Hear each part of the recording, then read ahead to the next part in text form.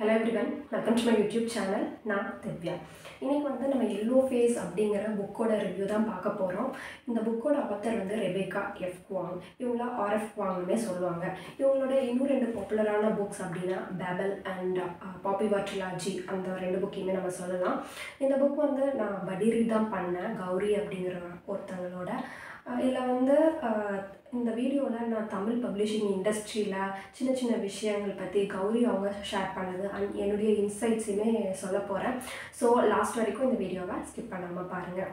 இந்த புக்கில் மெயினாக உள்ள விஷயம் வந்து பப்ளிஷிங் இண்டஸ்ட்ரி பற்றி சொல்லியிருப்பாங்க. பப்ளிஷிங் இண்டஸ்ட்ரி வந்து எப்படி ஒர்க் ஆகுது அப்படிங்கிறது சொல்லியிருப்பாங்க. அதில் உள்ள சேட் ட்ரூத்ஸ் எல்லாமே சொல்லியிருப்பாங்க. தென் இன வேறுபாடுகள் பற்றி அவ்வளோ நல்லா சொல்லியிருப்பாங்க. ஏஜென்ட்ஸ் பற்றி எல்லாமே சொல்லியிருப்பாங்க.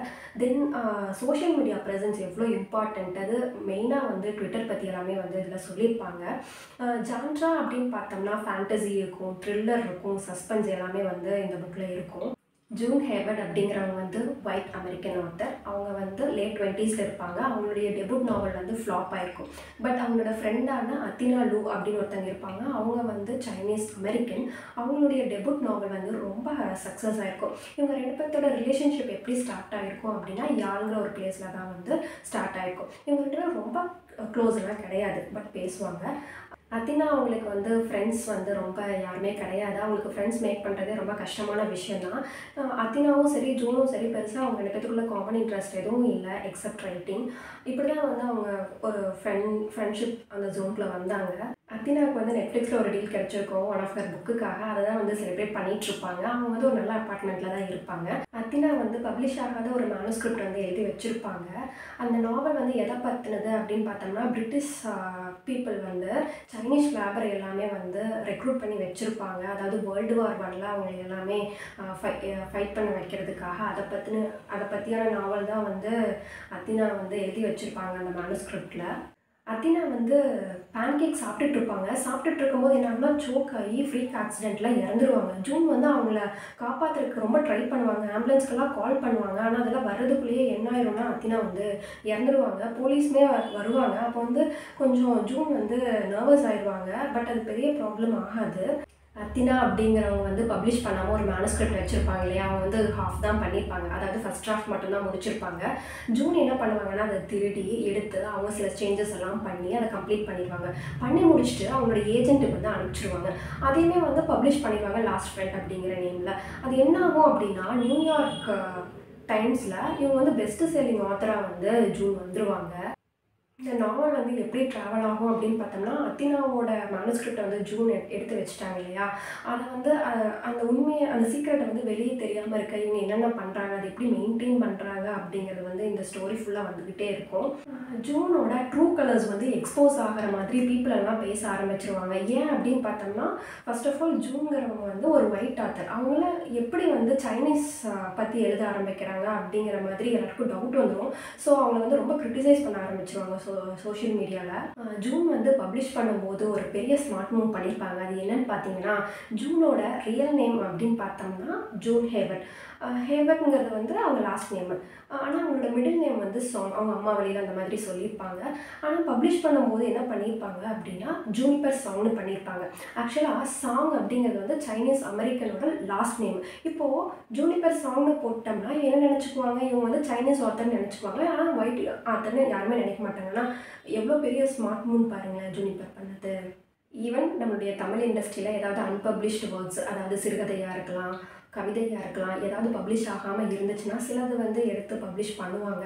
சிலர் வந்து என்ன பண்ணுவாங்கன்னா ஆத்தர்ஸ் வந்து எடுத்து அதை வச்சுருப்பாங்க, அதை பப்ளிஷ் பண்ணாமல் வச்சுருப்பாங்க. அவங்க மேலே ஆத்தர்ஸ் மேலே உள்ள மரியாதை காரணமாக வந்து அதை பப்ளிஷ் பண்ணாமல் வச்சுருப்பாங்க. எக்ஸாம்பிளுக்கு வந்து சுந்தர ராமசாமி அவங்களது தான் ஒர்க்ஸ் எல்லாம் அப்படி தான் வச்சுருந்ததாக சொன்னாங்க. இந்த இன்ஃபர்மேஷன் வந்து கௌரி தான் எனக்கு ஷேர் பண்ணாங்க. அது உங்ககிட்டயும் சொல்லணும்னு நினச்சேன். ரேண்டமான ஒரு ட்விட்டர் ப்ரொஃபைலில் இருந்து ஜூனை டேக் பண்ணி ஒரு போஸ்ட் வரும். அதாவது அத்தினாவோட மேனுஸ்கிரிப்டை ஜூன் வந்து ஸ்டோல் பண்ணி இவங்க பப்ளிஷ் பண்ணிட்டதா வந்து ஒரு போல்டாக ஒரு போஸ்ட் போட்டிருப்பாங்க. அப்போ வந்து ஜூன் என்ன பண்ணணும், அந்த யார் பண்ணாங்க அப்படிங்கிறத பார்க்கணும், இல்லைன்னா அந்த போஸ்ட்டுக்கு வந்து டினை பண்ணணும். இந்த ஸ்டோரியில் வந்து ஜூன் என்ன பண்ணுறாங்க, அந்த சீக்ரெட்டை வந்து எப்படி மெயின்டைன் பண்ணுறாங்க அப்படிங்கிறது இது மட்டும் இல்லாமல் இனிமேல் நிறையா ஹேர்டில்ஸ் எல்லாம் வரும். அந்த ஹேர்டில்ஸ் எல்லாம் எப்படி அப்ரோச் பண்ணுறாங்க அப்படிங்கிறது தான் இந்த என்டையர் ஸ்டோரி.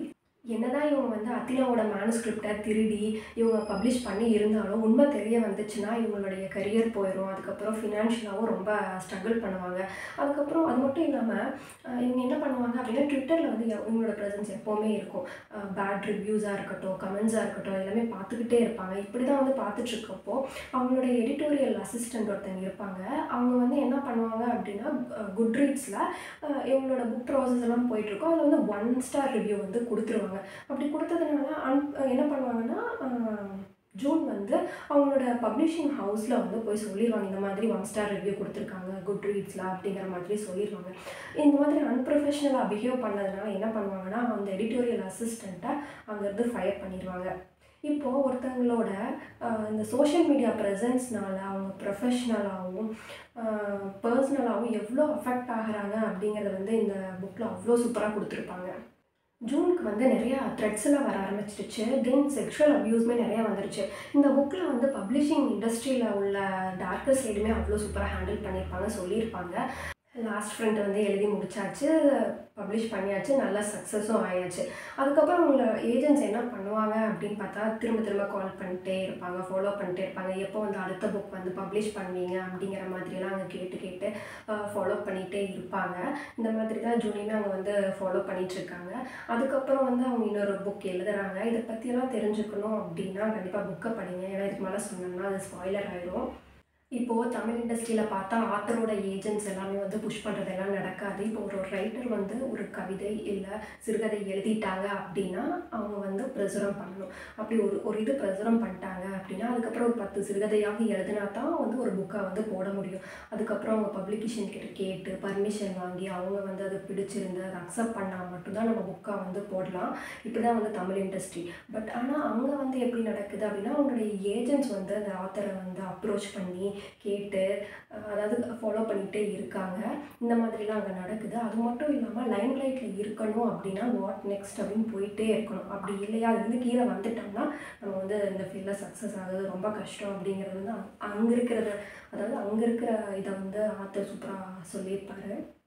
நான் வந்து ஒரு 3-4 மந்த்ஸுக்கு முன்னாடி இன்ஸ்டா யூஸ் பண்ணிகிட்ருக்கேன். ஸ்வைப் பண்ணிட்டே இருக்கும்போது பப்ளிஷிங் ரிலேட்டடான ஆட்ஸு போஸ்ட் எல்லாமே பார்த்தேன். நான் வந்து அவங்களுக்கு கால் பண்ணி வாட்ஸ்அப்பில் மெசேஜ் பண்ணி அவங்கள என்கொயரி பண்ணேன். அப்போ வந்து அவங்க சொன்னாங்க ஸ்கிரிப்டெல்லாம் எழுத ஆரம்பிச்சிட்டிங்களா, எவ்வளோ போயிட்டுருக்கு, எப்போ முடிப்பீங்க, இந்த மாதிரி டீட்டெயில்ஸ் எல்லாம் என்கிட்ட கேட்டாங்க. அதுக்கப்புறமே அவங்க வந்து ஃபாலோஅப்லாம் பண்ணாங்க. அதாவது 15 டேஸ்க்கு ஒன்ஸு இல்லைனா மந்த்லி 2-3 டைம்ஸ் எல்லாம் கால் பண்ணியோ இல்லை வாட்ஸ்அப்லேயோ அவங்க வந்து என்ன மாதிரி ஸ்டேஜில் இப்போ இருக்கீங்க இந்த மாதிரி எல்லாமே வந்து ஃபாலோ பண்ணிகிட்டு இருக்காங்க. இதெல்லாம் இந்த புக் படிக்கும்போது எனக்கு அந்த ஞாபகம்லாம் வந்துச்சு. இந்த மாதிரி தானே நம்மக்கிட்டையும் கேட்டாங்க, இப்போ வரைக்குமே எங்கிட்ட கேட்டுட்டு தான் இருக்காங்க. நான் என்கொயரி பண்ணப்போ அவங்க சொன்ன சில டீட்டெயில்ஸ் வந்து உங்கள் கூட நான் ஷேர் பண்ணிக்கணும்னு நினைக்கிறேன் இந்த வீடியோவில். அதாவது அவங்க வந்து நீங்கள் ஸ்கிரிப்ட் மட்டும் எழுதி கொடுங்க, மற்ற ப்ராசஸ் எல்லாம் நாங்கள் பார்த்துக்குறோம் அப்படிங்கிற மாதிரி சொன்னாங்க. அதாவது எடிட்டிங் வந்து ஜென்ரலாகவே எடிட்டோரியல் அசிஸ்டண்ட் அவங்களாம் எடிட்டர்ஸ் பார்த்துப்பாங்க. ஸோ அது பிரச்சனை கிடையாது. அதுக்கப்புறம் அதுவும் அவங்க எடிட்டிங் வந்து அவங்க பார்த்துக்கிறேன்னு சொல்லிட்டாங்க. அதுக்கப்புறம் கவர் டிசைன் வந்து ஜென்ரலாகவே வந்து ஆத்தர்ஸ் தான் டிசைன் பண்ணுவாங்க. ஆனால் நான் என்கொயரி பண்ண பக்கம் அவங்க என்ன சொன்னாங்க அப்படின்னா இல்லை அதையுமே நாங்கள் பார்த்துக்குறோம் அப்படிங்கிற மாதிரி சொன்னாங்க. அது மட்டும் இல்லாமல் ISBN அலோகேஷனும் அவங்களே பண்ணிக்கிறதா சொன்னாங்க. சோஷியல் மீடியா ப்ரொமோஷன்ஸுமே பண்ணுறதா சொன்னாங்க. அமேசான் லிஸ்டிங்ஸ் அந்த மாதிரி இன்னுமே நிறையா சொன்னாங்க. தென் ராயல்ட்டி பற்றி என்ன சொன்னாங்க அப்படின்னா 100% ப்ராஃபிட் ராயல்ட்டி அப்படிங்கிற மாதிரியும் என்கிட்ட சொன்னாங்க. நான் வந்து இந்த டீட்டெயில்ஸ் எல்லாம் என்கொயரி பண்ணதெல்லாம் கௌரி அவங்கக்கிட்ட ஷேர் பண்ணேன். அப்போ கௌரி அவங்க வந்து சில இன்சைட்ஸ் எல்லாம் கொடுத்தாங்க. அதையுமே உங்ககிட்ட நான் இப்போ ஷேர் பண்ணிக்கலான்ட்டு இருக்கேன். ஒரு பப்ளிகேஷனில் ஃபஸ்ட் எடிஷன் வந்து இவ்வளோ காப்பீஸ் சேல் பண்ணால் இவ்வளோ ராயல்ட்டி தரதா வந்து பாண்டில் எழுதி வச்சுருப்பாங்களாம். அசோகமித்ரன் படைப்புகளில் வந்து ஆத்தர்ஸ்க்கு எல்லாமே முன்னாடியே அட்வான்ஸாக ராயல்ட்டி வந்து கொடுத்துருவாங்களாம். ஏன்னா அவங்க எல்லாம் அலைய வைக்கக்கூடாது அப்படிங்கிறதுக்காக இதை வந்து கௌரி வந்து ஷேர் பண்ணார். இப்போ வந்து காப்பீஸ் எல்லாம் விற்கல அப்படின்னா ரைட்டர்ஸ் எல்லாம் ரொம்ப அசிங்கப்படுத்துவாங்களாம். அதாவது புக்கே விற்கல உங்களுக்கு எங்கே காசு கொடுக்கறது, ராயல்ட்டி கொடுக்கறது அப்படிங்கிற மாதிரி ரொம்ப கஷ்டப்படுத்துவாங்களாம். இதுக்கு நிறையா கேசஸ் எல்லாமே நடந்திருக்கு. இதனாலேயே என்ன பண்ணியிருப்பாங்க அப்படின்னா நிறையா ரைட்டர்ஸ் வந்து அவங்க ஓன் பப்ளிகேஷன்ஸே வச்சுருப்பாங்க. அதாவது ப்ராஃபிட்டும் வச்சுக்கலாம், ராயல்ட்டியும் வச்சுக்கலாம், பிரிண்டிங் ப்ரெஸ் அந்த செலவுலாம் ஆகும். பட் மற்றது எல்லாமே அவங்களே வச்சுக்கலாம் அப்படிங்கிறதுக்காக தான் வந்து ஓன் பப்ளிகேஷன்ஸ் வந்து நிறையா ரைட்டர்ஸ் வந்து வச்சுருப்பாங்க. சில பக்கம் வந்து ராயல்ட்டி வந்து புக் சேல் பண்ணுறதுக்கு முன்னாடியும் கொடுப்பாங்க, சில பக்கம் வந்து அதுக்கப்புறமும் கொடுக்குறதும் உண்டு. பிரவீன் ஒரு ரைட்டர் இருக்காங்க. அவங்க வந்து கால சுப்ரமணியம்ங்கிற ஒரு ஃபுல் கலெக்ஷனை வந்து தமிழினி பதிப்பகம்ல வந்து பப்ளிஷ் பண்ணியிருப்பாங்க. அவங்க என்ன பண்ணுவாங்க அப்படின்னா, எக்ஸிபிஷனில் புக் ஸ்டோர்லாம் போய் அவங்களாவே ஓனாக போய் விற்றுட்டு வருவாங்களாம். காசையும் வாங்கிட்டு வந்துடுவாங்க விற்றுட்டு. இந்த மாதிரியும் நிறைய பேர் இருக்காங்க. இப்படி கூட நம்ம நிறைய பேர் ஃபாலோ பண்ணலாம். அதாவது இப்போது சில பக்கம் வந்து அவங்க இறந்துட்டா கூட அதுக்கு பின்னாடி வந்து அவங்களுடைய ராயல்ட்டி வந்து அவங்க ஃபேமிலிக்கு போகிற மாதிரியெல்லாம் இருக்குது. பப்ளிஷிங் இண்டஸ்ட்ரி பற்றி வேறு ஏதாவது இன்ஃபர்மேஷன், சஜஷன், ஃபீட்பேக்ஸு இதெல்லாம் இருந்தால் கீழே கமெண்ட் பண்ணுங்கள். இந்த வீடியோ பிடிச்சா லைக் பண்ணுங்கள், ஃப்ரெண்ட்ஸ் அண்ட் ஃபேமிலிக்கு ஷேர் பண்ணுங்கள். தேங்க்யூ.